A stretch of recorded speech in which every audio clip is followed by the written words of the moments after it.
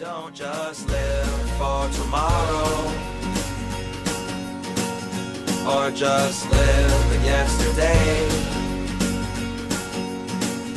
Just be glad for all you have that's in today. And though you've come through many obstacles. Hey everyone, Connie here, and welcome to my blind reaction to The Curious Case of Benjamin Button. This is a donation reward movie reaction for Venom 0027. So thank you to Venom for donating for this movie. So, what do I know about The Curious Case of Benjamin Button? Well, if I remember right, I believe it's about a guy who ages up really quickly after birth and then starts aging backwards or something like that. I don't know exactly how to explain it. I think, I'm not confident on this, but I think it stars Brad Pitt. I am not confident on that, but I guess we'll see. And I don't know who else is in it at all. But I've seen other shows and movies reference Benjamin Button, and it's been a movie that I've wanted to check out, just never really have. There's always been other movies that have been higher on my list of desired watches at any time. So it was just a matter of getting to eventually checking this out, and it was now chosen as a donation reward. So yeah, I'm definitely interested to see where this goes, what is in store for this. And I have a lot of hope that it's going to be good. Now, it's a longer movie as well. The list, what's listed here, it's listed as 2 hours and 40 minutes pretty much. But some of that, of course, is going to be credits, but still, almost 2.5 hours about. So, it's a longer movie. Not the longest I've seen on this channel, of course, but it's a longer movie. I don't know, like, based on what I know of it, I assume it's going to be, like, somewhat of a drama. I don't know if there's going to be romance in it. I don't know if there's going to be comedy or any kind of action at all. I assume it's not going to be very action-focused, but you know what I mean. I don't know what to expect with this film. Just going into it pretty blind, and I've heard people say they like it, but I don't hear it often. I don't hear people talk about this movie too often, so I don't 100% know the general consensus on it. It's not one of those movies that just really has a large following at this point still that people tend to really know about. The following it does have, I'm sure it does have one. It's just they're not as vocal about it as with other movies or shows or whatnot.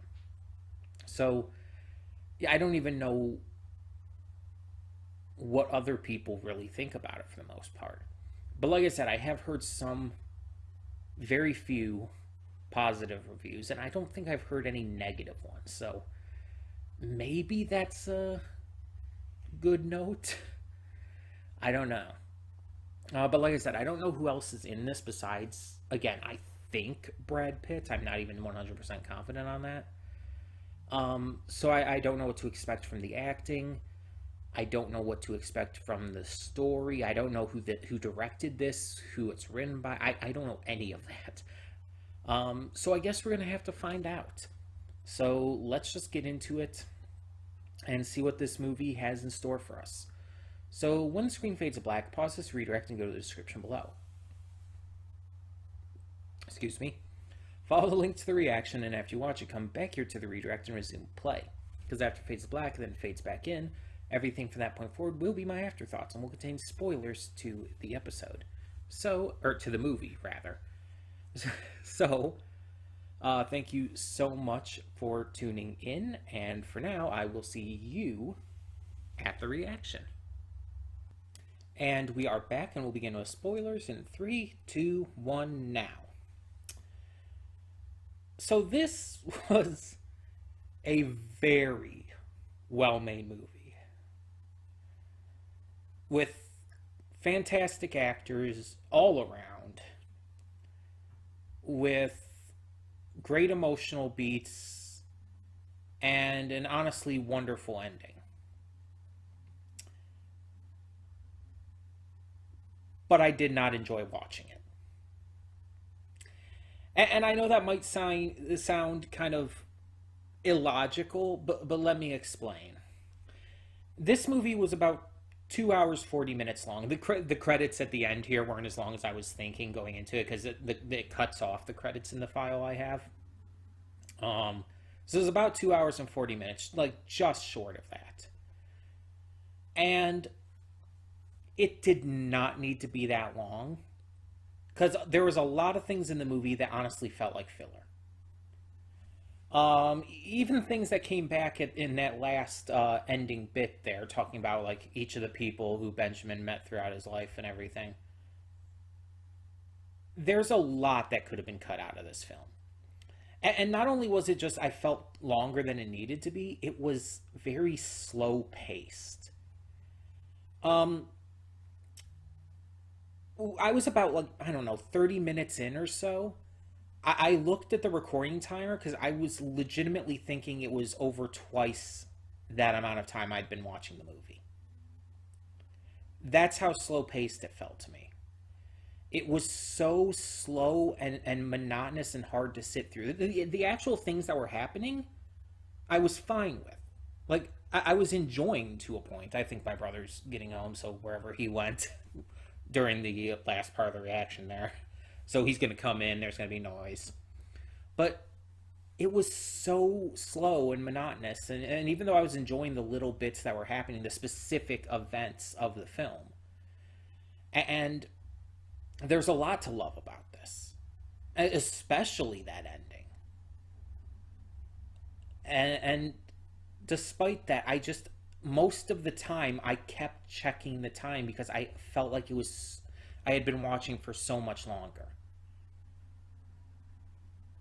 You hear the phrase all the time that time flies when you're having fun. And a lot of people kind of go by the opposite as well, that time stalls when you're bored. And that's kind of what it felt like here. While again, I very much feel the movie is extremely well made, extremely well acted, written, directed, all that. The fact that it was so slowly paced and so long made it feel hard to sit through. And honestly, at some points, I was bored. And it's a really confusing, conflicting emotion for me. To be genuinely bored and everything while watching, but the actual specific story beats were still interesting and enjoyable to me. So I honestly don't know what to feel about this movie. I honestly cannot say that I thoroughly enjoyed it, but I cannot say that I didn't either. It's not bad, but I wouldn't call it that great. But I also feel weird calling it meh.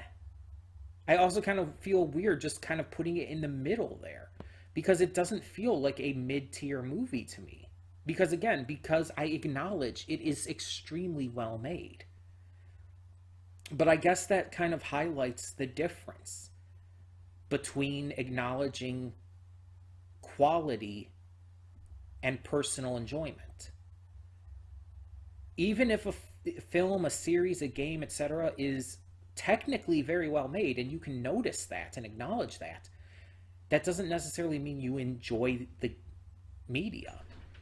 A great example of that, in my eyes, would be the Borderlands games. I acknowledge the Borderlands games are extremely well made. I don't enjoy playing them because I don't enjoy first-person shooter type games. Any kind of shooters, really. It's not my kind of game. So it's like, I don't enjoy those kind of games, but I acknowledge they're well made. it's kind of the same situation here. With this movie, I acknowledge it's well made. I acknowledge that it's on a technical level good. But from personal enjoyment, I would not watch this again. Because it's too long, too slow paced, and honestly just kind of boring most of the time. Even if I like the specific story points, even if I like the characters, even if it has emotional, powerful moments, I could not fully get into it. But let's talk about this overall. So, the story is like The Notebook. Funny enough, I could compare it to that. Like The Notebook, the movie starts off with an elderly person telling a story to someone else about the past. And in this case, it's actually kind of flipped a little, though, because most of the story is told through a diary with the old woman here kind of just relaying the information. So, one night, a baby was born to this button maker and his wife. The wife died in childbirth, and Mr. Button panicked when he saw that the baby was born with a unheard of birth defect.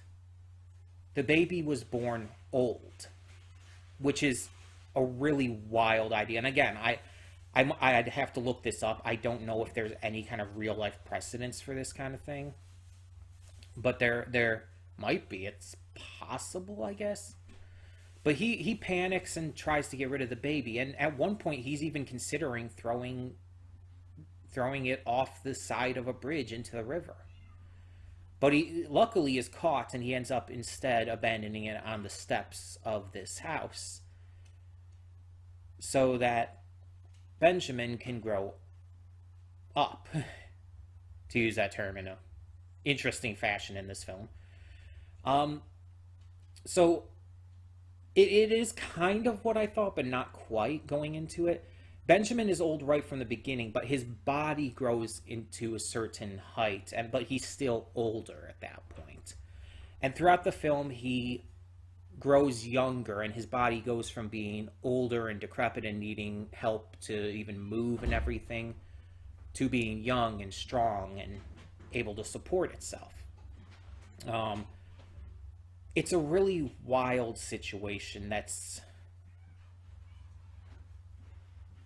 really impossible to articulate in any proper way, because when you think about it, it makes very little sense, and there's a lot of things that almost seem to contradict each other, but maybe not quite. So, but either way, so the story is basically reading this journal with, again, some assistance and details given by the old woman, detailing Benjamin's life, his relationships to friends, family, and loved ones, and just all the different ways that he had to survive and thrive with the situations he was in, with what he had been going through.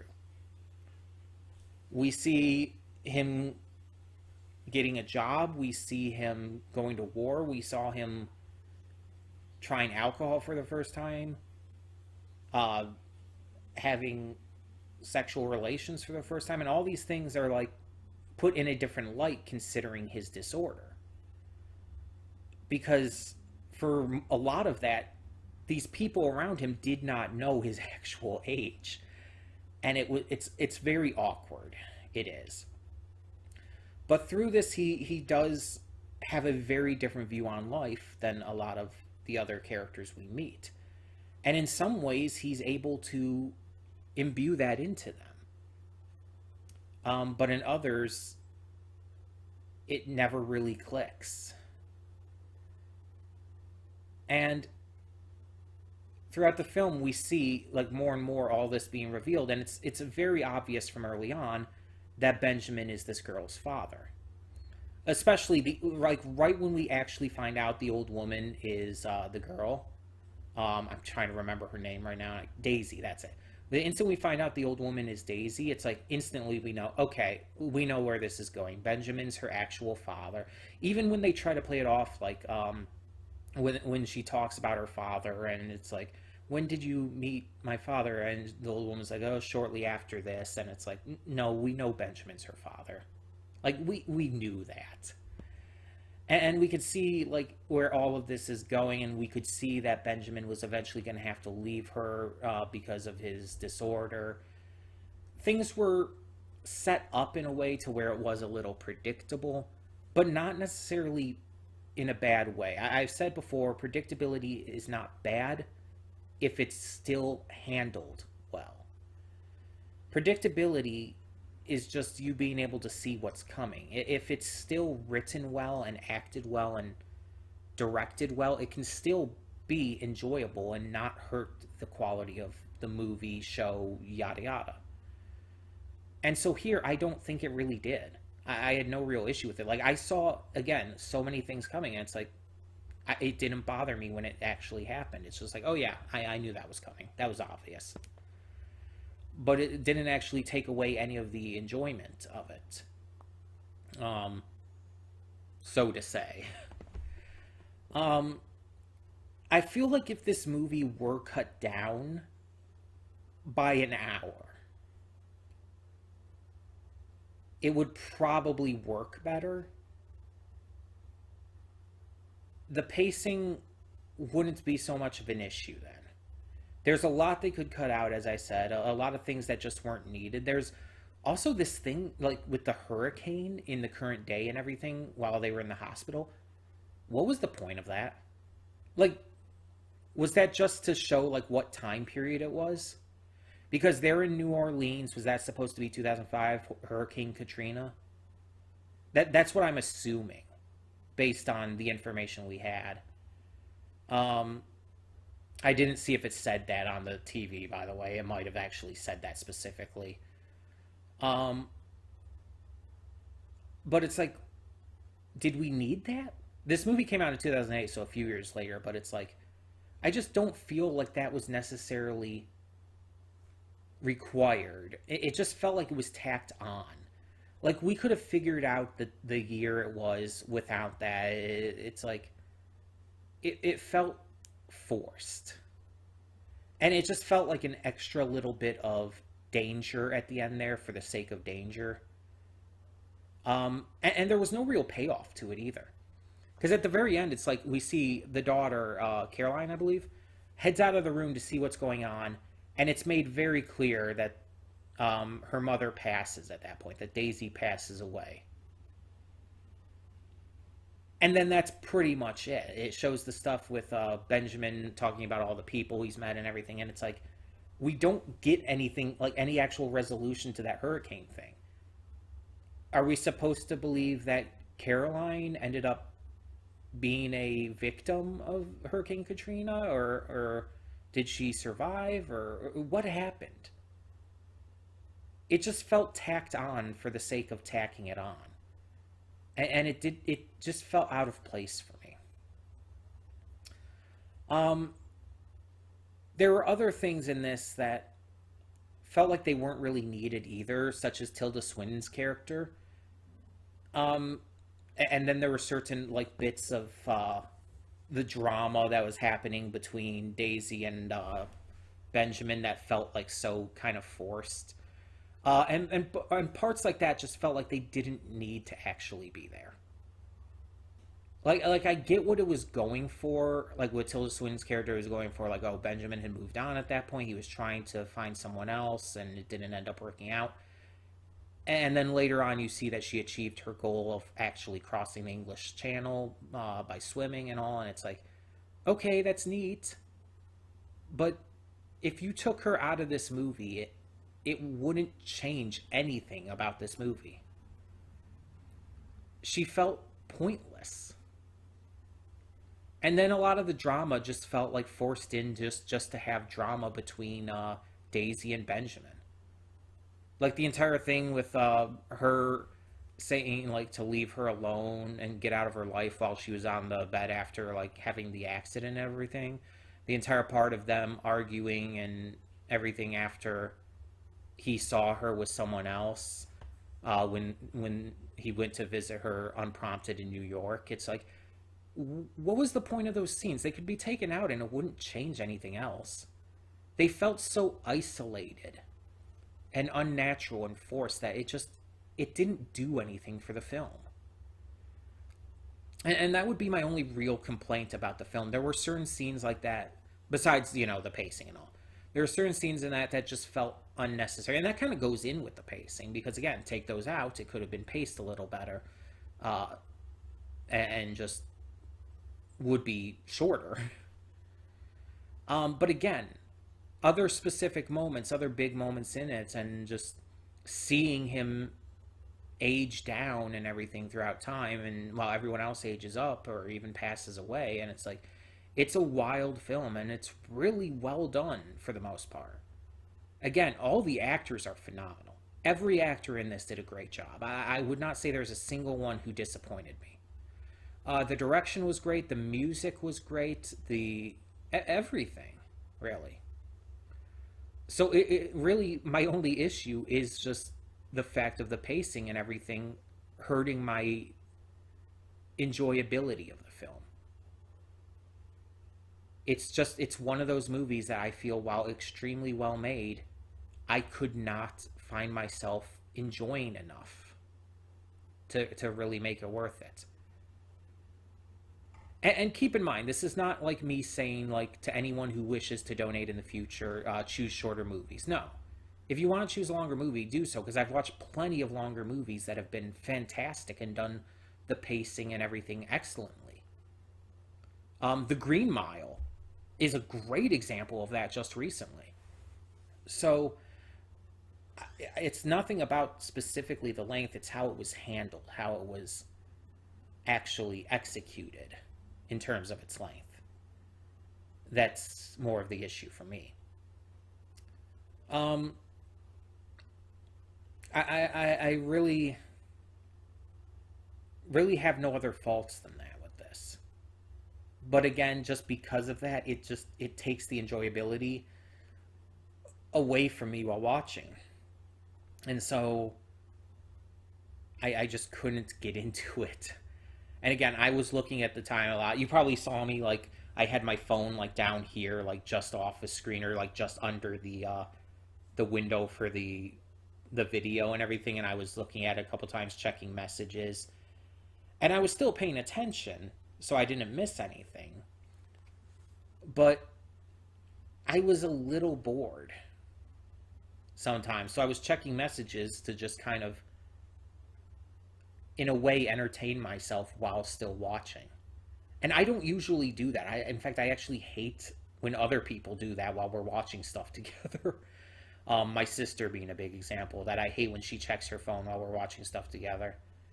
So, and I admit that I'm kind of hypocritical in that regard in this situation, in this case. Though I don't normally do that. I try to avoid doing that, but I was bored during a lot of this. And it's just like, I guess with the entire hurricane thing and with the war and everything, they use those to kind of date the specific periods of this film. And you want to know a movie that did that better? Forrest Gump. Forrest Gump did that better and made it feel more naturally integrated into Forrest's story. And here it felt a lot more unnatural. Maybe that's just me, though. But yeah, like, otherwise, and in general, I think this was extremely well made, and I did enjoy what it tried to do and what it succeeded at.